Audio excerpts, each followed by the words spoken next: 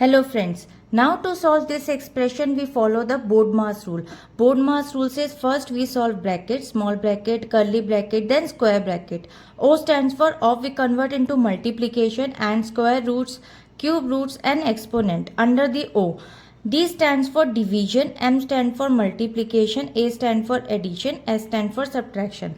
Now according to this BODMAS sequence, down this expression by the step-by-step solution. Now the first step, solve for the brackets. As you can see here, first we calculate the product inside the parentheses. Now first there is a 0.24 and multiplied 0.004. So we calculated 4 into 24, that is 96, and after this there 1 2 3 4 5 3 4 5 and put decimal. Now according to this step we do this first because B in BODMAS dictates the operations inside the brackets take the top priority. Simplify the divisor, make the rest of the equation easier to manage.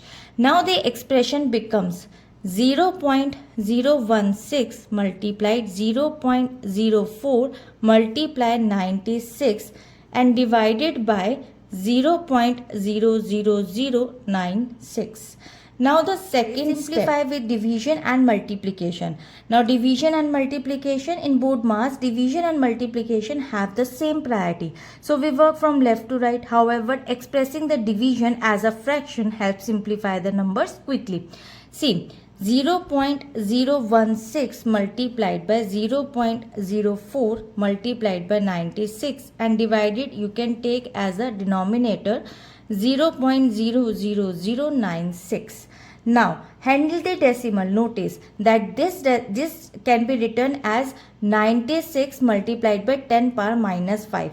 Now you can write it down like 96 multiplied by 10 power minus 5. Similarly, this also result 0.00064. So you can write it down 64 multiplied by 10 power 5 minus 5. So now first we calculation, cancel out the decimal places. Both the numerator and denominator have the 5 decimal places. Now you can see 1, 2, 3, 4, 5 and 1, 2, 3, 4, 5. When you will cut it down, so these are will be cancel out. So you can write it down simply 64 multiplied by 96 upon 96 and then you will be cut it down and simply 64 is the correct answer. Now a final value and the correct option is A.